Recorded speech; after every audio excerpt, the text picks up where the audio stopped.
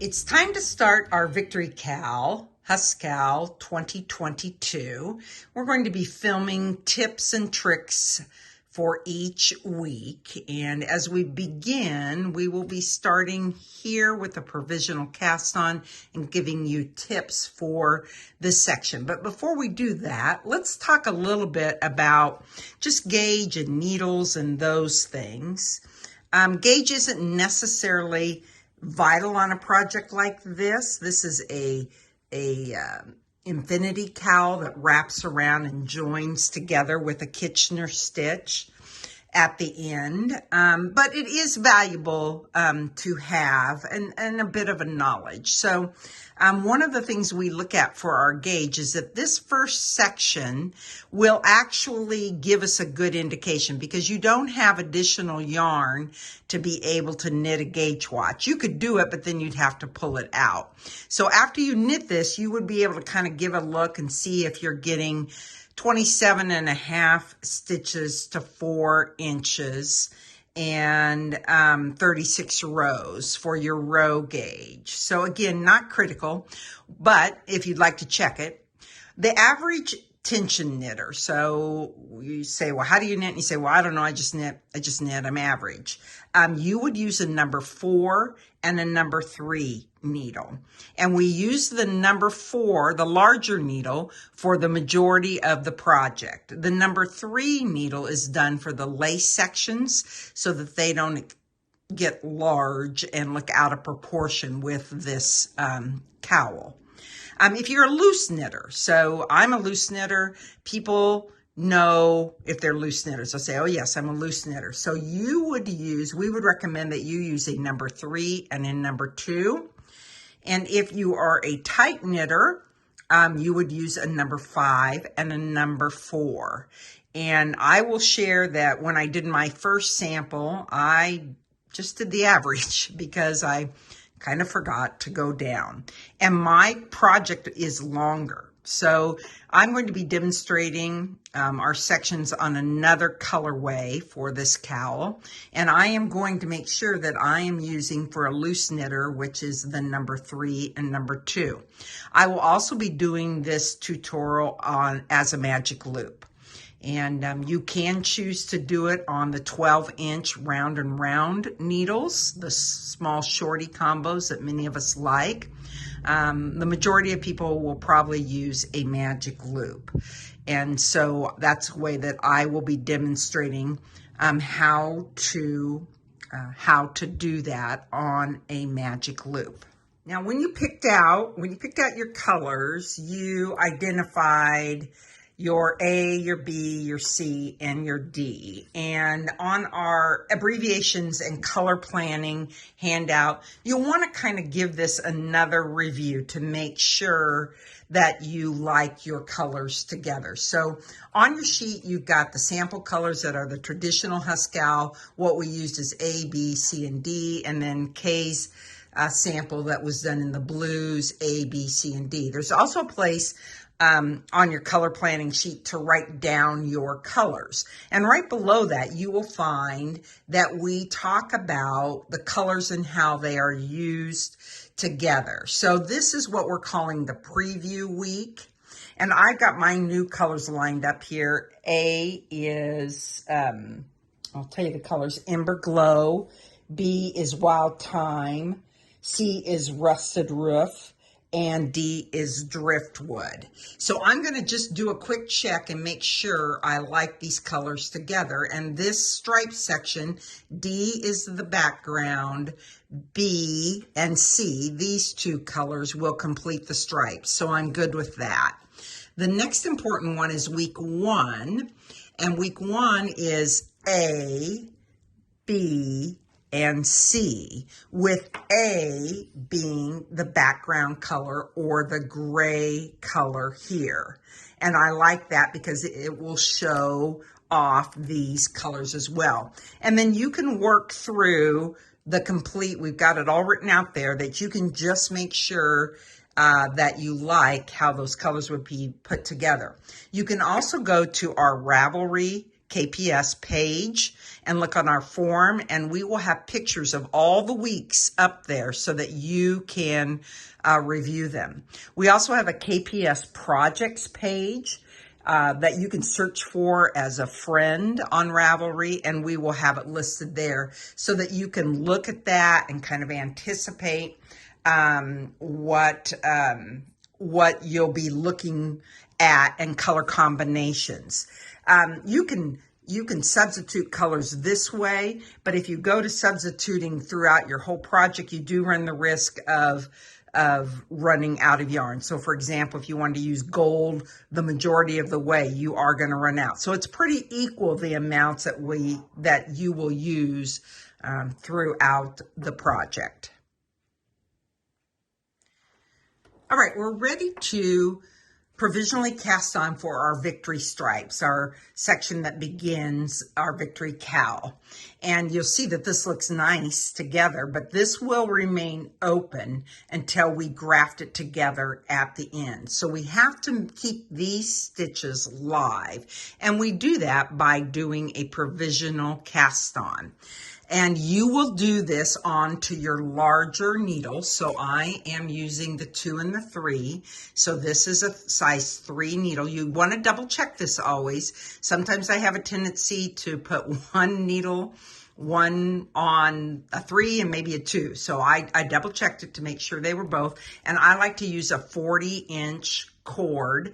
I especially like to use the CHOW cords for Magic Loop because of their flexibility.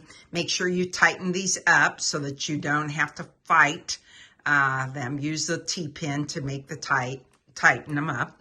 And then the 40 allows me to really not get laddering or gaps as I go along. Yes, you might be able to do it on a 24, you might be able to do it on a 32, but I want this project to not have any laddering or gaps, and I just find a 40 works well for me, and then we're going to show you some other things.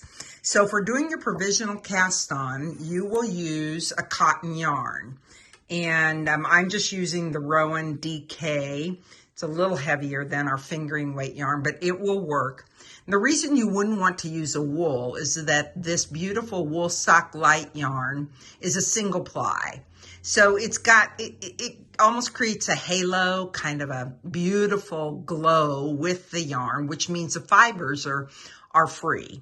And with a single ply, those fibers would really attach to the provisional yarn you would use. And so that's why I like to use a cotton yarn. You want to use a hook that's approximately the same size. I'm going to use a D hook, and you will just put, just make a slip knot and put your hook in the slip knot and tighten it on.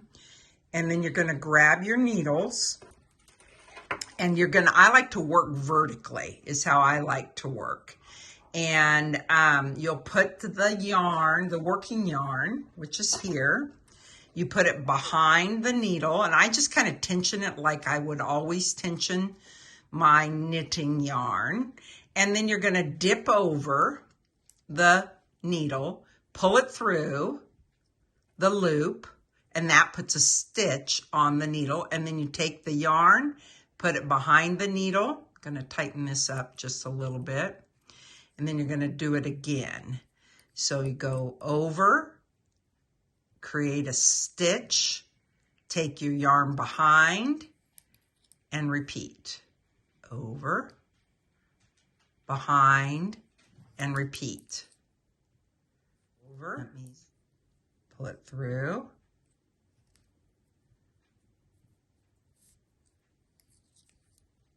And I find that if you hold everything vertically, it's much easier to do. You're just going to keep this motion going until you have provisionally casted on. That means with the cotton yarn, 81 stitches. There's actually 80 stitches in the pattern, but we're going to cast on 81 so that when we join it in the round, we drop one off, and we'll show you how we do that. So we're going to go, and then we'll look at where we're at the end. Okay, I provisionally cast on.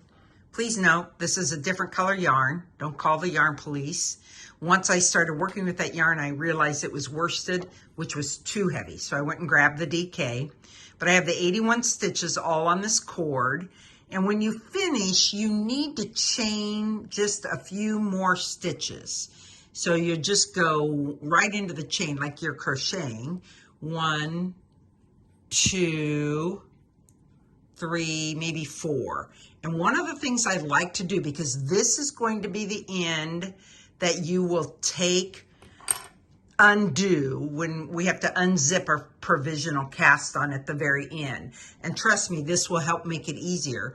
So I just put a little light bulb marker in there, got a knit paper scissors one, and let that hang there so that then when I'm ready, when I'm all done with my scarf, then I'll be able, my cowl, I'll be able to know which end to undo. And then you just cut that off and that will just hang there.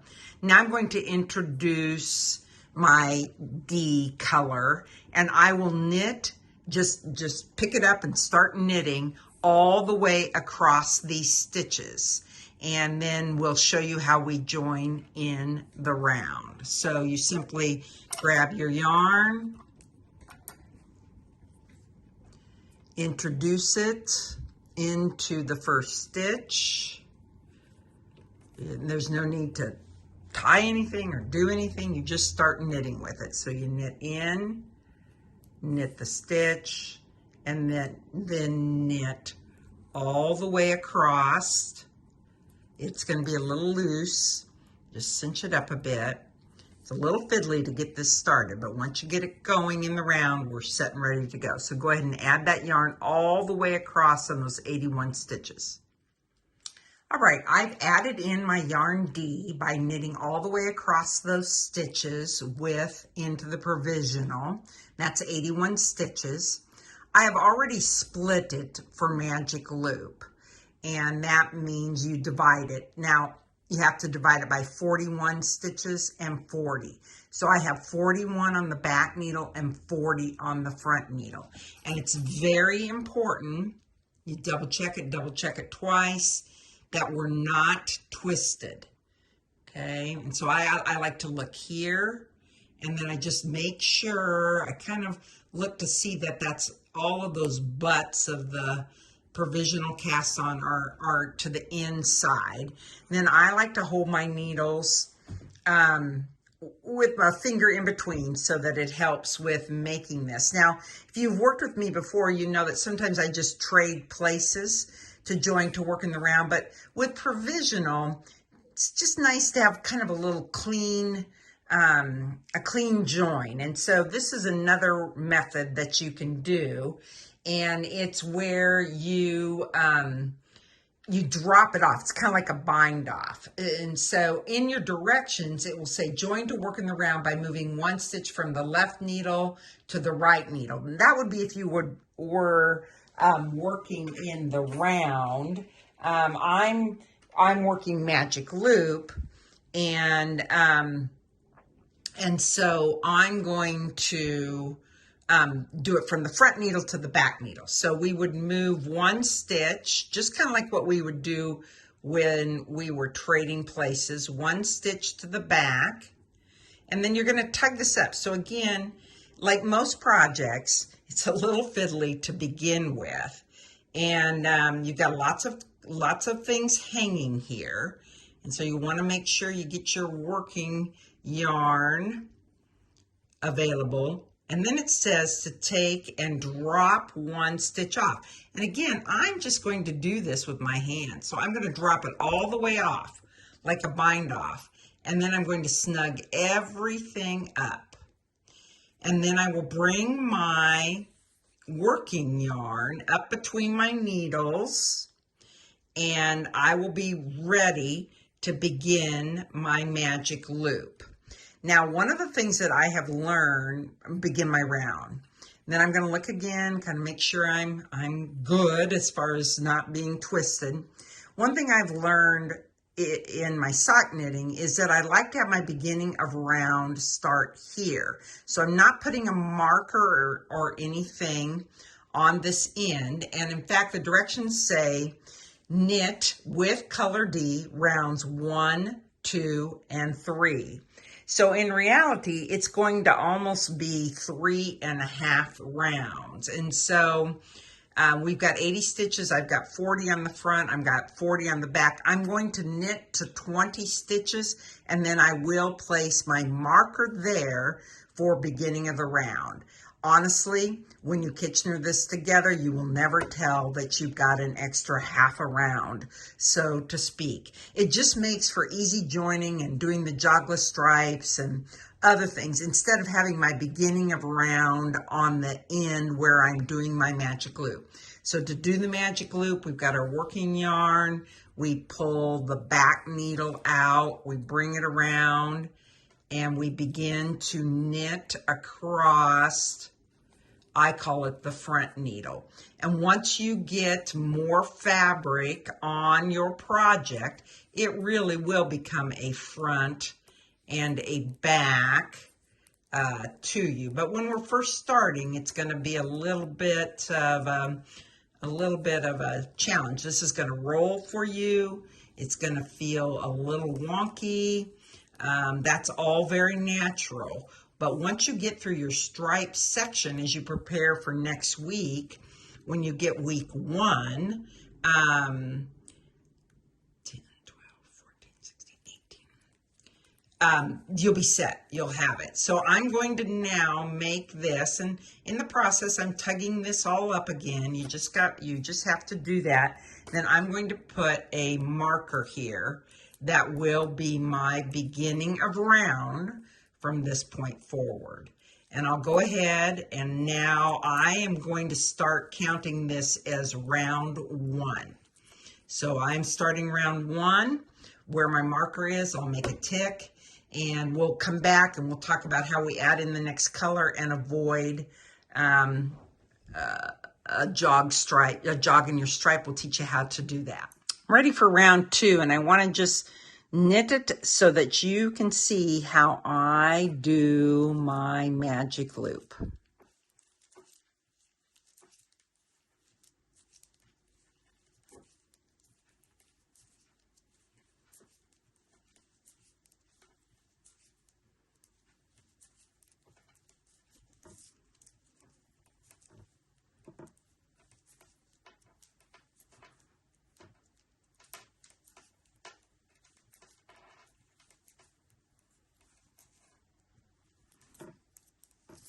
When I'm done, I pinch that to the back, I turn it, I push, so the yarn where the working that I finished, that's off now to the back. I push these stitches up, and make sure that's up and over, coming off the back needle. Then I'm going to pull the back, so the front needle has in essence become the back needle. I'm going to pull the back needle around, and I'll make sure to give this stitch just a little extra snug, as well as the second stitch. And then I will knit across this needle.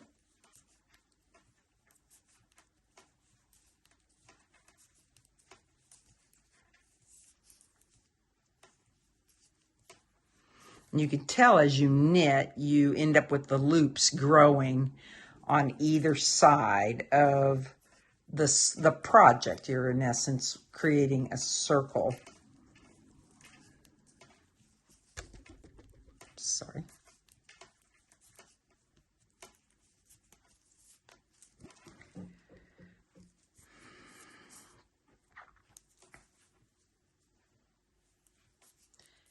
If you can master, and you can master magic loop, it really opens up a world of knitting, from small little ornaments, projects, to your sleeves, to, of course, we love to use it for socks.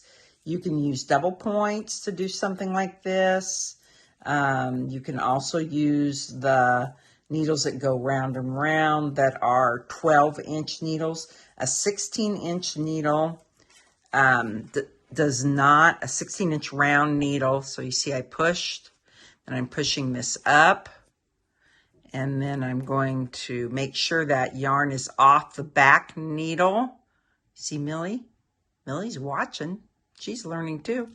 And then you'll pull that needle now, that was the front needle, comes around to begin working across this needle, which creates that loop. So as I was mentioning, you have to, a 16-inch needle will not work for, 80 stitches is not enough to get you around on a 16-inch needle. So many people are, again, using the little shorty combos.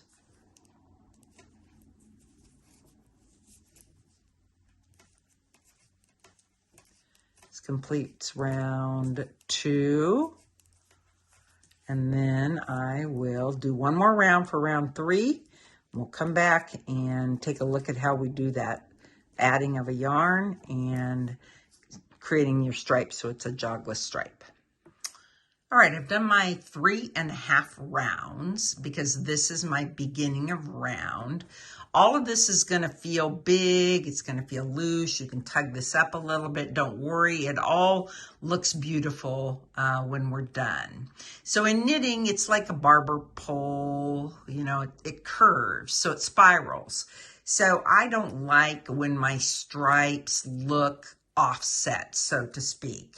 So I'm going to show you how I like to do a jogless stripe. It's really simple, and how you add in your next yarn. So our next rounds 4 and 5 is knit with color B, and my color B is Wild Thyme. I'm just going to transfer the marker over. I'm going to drop that. I'm going to pick up the Wild Thyme, and I'm just going to start knitting. So, you know, a lot of people say, well, how do I join a yarn in? You don't. You just pick it up and start working with it. And then we'll deal with securing it and those things after we do it. So for the first round of a jogless stripe, you will knit around just as you normally will. And then it's on the second time around that we're going to do something with this stitch. What do we do with our other yarn? I'm not going to cut it, our base yarn.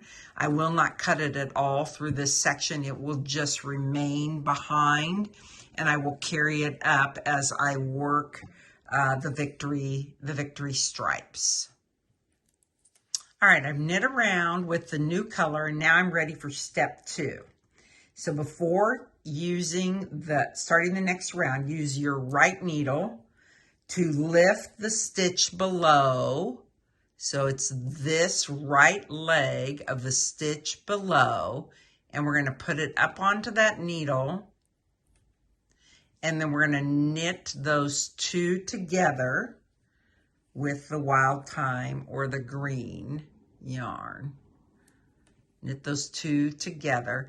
What that does is it creates an elongated stitch. It's not really going to look like that right now until I've done some. So we're going to have to come back and look at that. And then you'll knit your second round. And this is going to be a little bit gappy here because of where we introduce the yarn. Again, snug and tug everything. And then we'll talk about weaving in and you know, even in this project, tying is acceptable. I know we don't often talk about tying our yarns, but it is acceptable to do because of the single ply. This yarn really kind of grabs together and felts together well. So you're going to do a second round, or round 5, with color B, and then I'll switch back to D, and I will do the same jogless technique every time I switch a color. And the B color in this project is used again. It's not used again for, let's see, 3,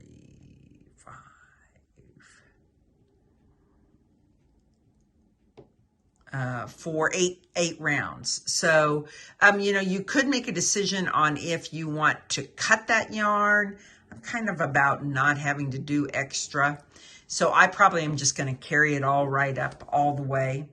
But you could cut it and reintroduce it when you get to rounds 14 and 15. I may revisit that and see, but we'll circle back around once we get some of the stripes done and take a look at how our Jog-less Stripe looks and what we'll do with these ends. But we're already far up off of our provisional. So,